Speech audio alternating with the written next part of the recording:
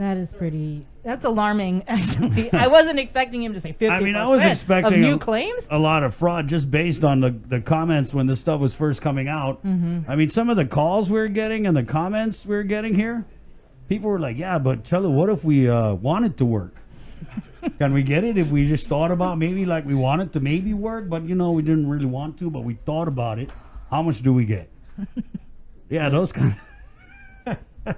You don't get unemployment if you thought about getting a job. Yeah. I mean, let me just tell you a little insight here. So I know somebody who's hiring, and they had asked me like, "Hey, do you know anybody? We're looking for somebody. This is what we're going to pay. It's a pretty good job, a temporary, but nobody wants it because everybody is on this unemployment and they're making like way more than they would make. And so I asked like 4 people. They're like, "Oh no, I'm on the PUA." No, I'm on the Ephook. No. And now I'm just like, I might get a part-time job. This ends. It's not forever. Right. Yeah, and it already has a big chunk. And we're making light of it, right? But really, there's no real status on any additional unemployment benefits that are going to come out of the Congress. And like I said, we're making light of it. But yeah, that $600 that ended over the weekend. Yep. And so, people are going to be out there. What jobs are they going to be looking for? I mean, I know one, but I mean, what jobs? So, man, it's tough. It's rough out there. Yeah. I mean, we're in PCOR 3, but a lot of they've opened the floodgates that all the businesses can open. But what we're hearing is that a lot of these businesses weren't ready to open. You know what I mean? They got the memo. Oh, damn, we're supposed to open. Oh, okay. So a lot of them are still trying to figure it out. 712 here. Let's keep on this unemployment fraud, and we're going to bring on from the FBI. We have Special Agent Dave Anderson on the line here on the link, Breeze 93.9. Good morning, Mr. Anderson. Good morning. How are you? Good morning. We're doing pretty good. Thanks for joining us. Yeah, so I know you heard the interview there with the labor director, Dave Della Sola. So, I mean, is that accurate, what he's saying? Like up to 50% of the applications they're getting are fraudulent or could be fraudulent? Well, first, I'd just like to say I'm saddened that he has, now he doesn't even know me, but he's he's stating that he's never even met me. I'm hurt. But as far as the numbers go, right? As far as the numbers go, he would really know more on like what the percentages are. Right. But I do know that it is a large number, and that's one of the reasons why we as the FBI reached out to talk with them, because we're seeing it nationwide, and now we're seeing it on Guam is just this massive attempt for fraud. And we know that they're busy just getting money out to the people who really need it. And so we're just offering to assist with any investigations that we can to just kind of get these fraudsters, hold them to justice, and get the money to the right people. Mm-hmm. Can you explain a little bit more about what people are doing to defraud the system? And how you guys are catching them? Because I read the release and you talk about money mules. I never heard that, but yeah. So I mean, it runs the whole gambit. So you have the fraud of the individual person, like you were just talking about. I thought about having a job, so now I'm eligible for unemployment. Just people that are filing claims that really have no legitimate claim to file, but they're filing and getting the money anyway. And then you have a little bit larger scale where you have individuals or companies who are falsifying employment records, bringing in groups of people and helping them enroll. And usually they're taking a cut, they're getting an upfront fee, or they're taking a percentage of the benefits to do that.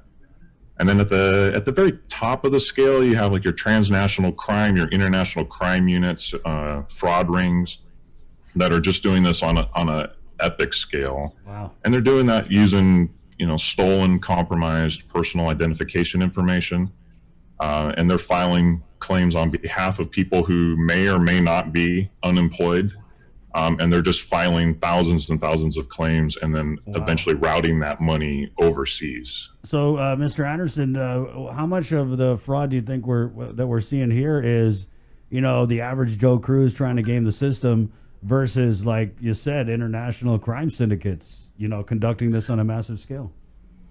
So it's too early to know exactly what we're seeing, and that stuff. The triads. Usually, there are some. I mean, I'm sure we've all heard of like the Nigerian prince, the email scams that go out. Yeah, funny you mentioned that. Just got an email. Yes. Did you just get an email? Is there somebody that wants you to help move gold out of Nigeria? Yeah, there was a coup in their family. It was a really tough situation for them, and they just really need my social security number. So as soon as we get off the air, I'm going to go ahead and send that over. Okay, maybe talk to me first before you send that. Right on. Okay. But I mean, they have a very good infrastructure already in place for those types of cyber crimes, and so they're able to use that infrastructure to just kind of segue it into the PUA, because there's just so much money out there. According to the the Inspector General for Department of Labor, his conservative estimate is that $26 billion is going to end up in the pockets of fraudsters, and that's just massive money. It's too tempting for them to not be trying to take it. So as far as what's happening on Guam, we're still looking at that. It probably is a mix of all the three that I talked about. And so that's kind of why we threw our hat into the ring, is just to help narrow that down, and then to help people get money that they truly deserve, because that's what the end goal is. Right. So let me ask you, Mr. Anderson, let's say that I have an idea and I want to apply for the FPUC and the PUA, and I go through and I make it all the way through the application process. I turn in my application, and then later on I come to find out, oh my God, I still have a job. Is that fraud, or is that just I'm an idiot and I don't know how to file for stuff? That's always the interesting part, right? Is determining the intent. Was the intent to defraud the government, or was it an actual mistake? And so that's something that gets looked at on an individual basis to try and determine, what was the purpose behind it. And we're human. People make mistakes. But there's also times when you know very well what you're doing and you just got caught. So yeah. That's always the difficult part. I mean, it's a difficult process. I mean, some of our senators couldn't even figure it out. So I definitely feel for some of these people applying. Here we go. Okay, so let me just ask then, what are the penalties for someone that is caught trying to defraud the system? That's going to be up to the United States Attorney's Office. Okay. So it's just going to depend on what the actual crime ends up being. Was it false statements? Was it actual, receiving funds or recruiting people? I mean, it's the whole gambit. So it's just really going to depend on what the individual fraud was. Right. Dave, is there any type of grace? I don't even know if grace period is the right way, but let's say people are listening. They know something's fishy with their unemployment. They want to come clean. What would be your advice to them? Start with Department of Labor. So start with the claim. If you're actually receiving money, then you're going to want to put a stop to that as quickly as possible. So yeah, talk to the people at Department of Labor, get that claim stopped, and then you can start the discussion of whether or not money that you did receive needs to go back.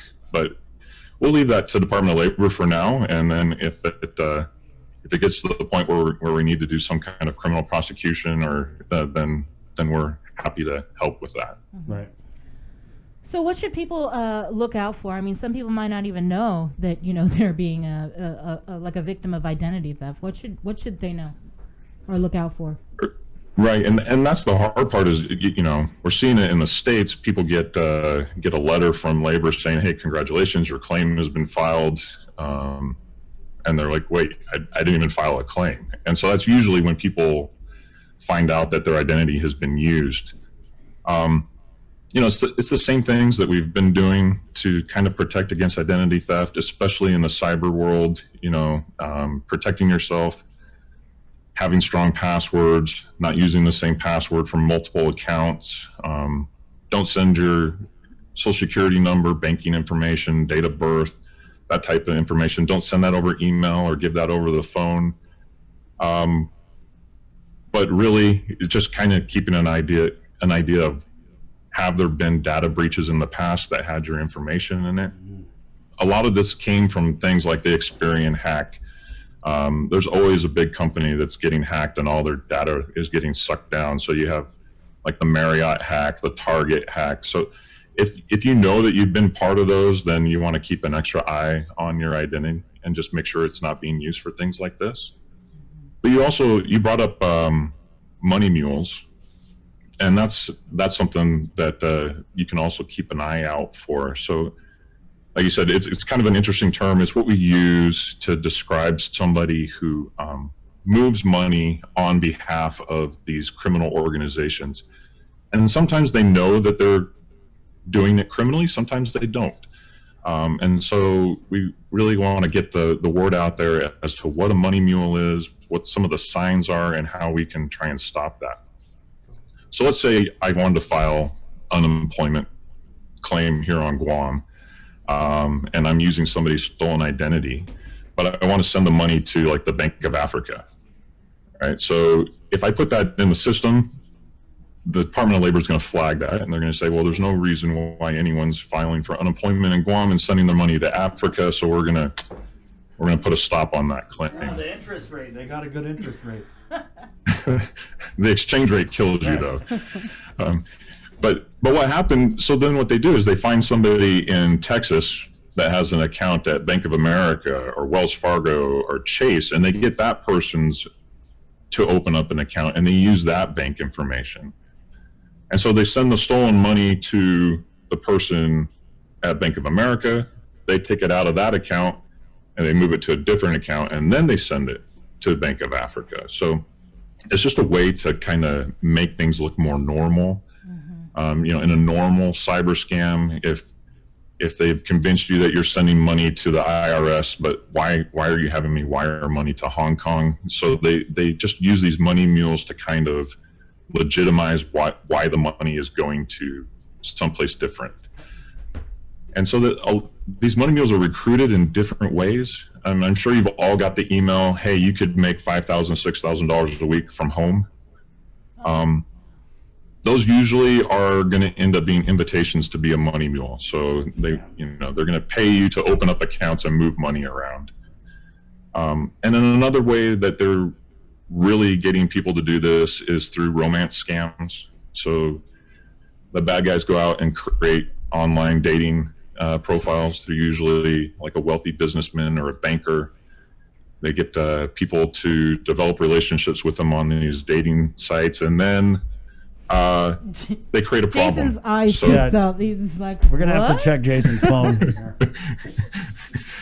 Then they create some kind of problem. Hey, I went on a business trip and now I'm stuck. I have to pay taxes, and so they either want their new romantic partner to send them personal money or to help them move other people's money. So basically, if you know somebody, people are lonely, Bree. People are lonely. Yeah, people are, and it's sad, but it's an astronomical number of people that do fall for this, and the amount of money that goes out the door just on romance scams alone in a year is over $500 billion. So, I mean, imagine, Bree, if you're just going about living your lonely life, checking your Facebook, and no one pays attention to you, and then all of a sudden somebody comes in, they're like, oh my God, you're beautiful, oh my God, can you help me, oh my God, I'm in this war-torn third world country, and I just need $5,000 for my visa, and there's an exit fee, and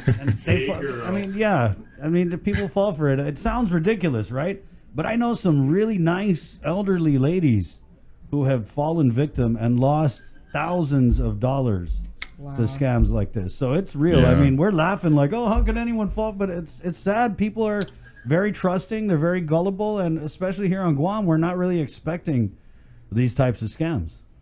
Right, and unfortunately, that is who it does tend to be. Your older women who may just be lonely, but yeah, they're the ones that usually fall for this, and you do have people that end up sending their life savings off to these people. So our Hey, there's some What we'd guys like out to- there too, so let's just not. yeah, oh yeah, for sure. It's definitely not one-sided. Guys usually get taken advantage of during different kind of cyber scams, and there's a lot there. If you ever want me to come back and we can talk just about cybersecurity we're gonna bring stuff, Jason I'd be on. happy to. We'll but- bring Jason on to do a whole Zoom on all the different dating okay. cybersecurity threats. Okay. But what we'd really like is just people to be aware that some of this is just outright fraud, and some of it is people being used as money mules. So if you're talking to a friend, or you have a family member or a relative who is wiring money on a consistent basis to somebody that they've never met in person, that's the big flag. And so talk to that person. Have them call us, or if sometimes they just don't want to believe that they've been scammed, so call us on their behalf, and we're happy to go talk to them, and because we can stop the money from going out the door, identify victims, and hopefully go after the bad guys. So that's the biggest takeaway, is if you know somebody that's doing these kind of behaviors, it's a red flag, and we'd like to talk to them. All right, Mr. Anderson, anything else in closing that you think people should know? Is there a contact number? Maybe if anyone wants to get a hold of you guys to tell you, about anything fishy that they might know about? Absolutely. So, and I've seen some of the comments on the different web pages, and people are excited for the FBI to help with things. I've seen comments like, "Hey, put everyone on a boat and send them over." So I think sometimes people think that we are in Honolulu.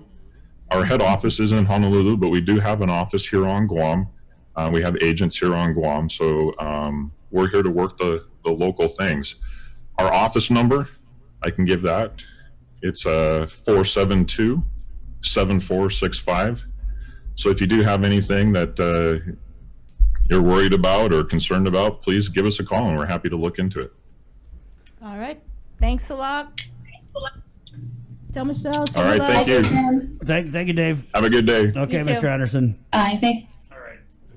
All right, there you go. Special Agent David Anderson with the Federal Bureau of Investigation. They're watching you.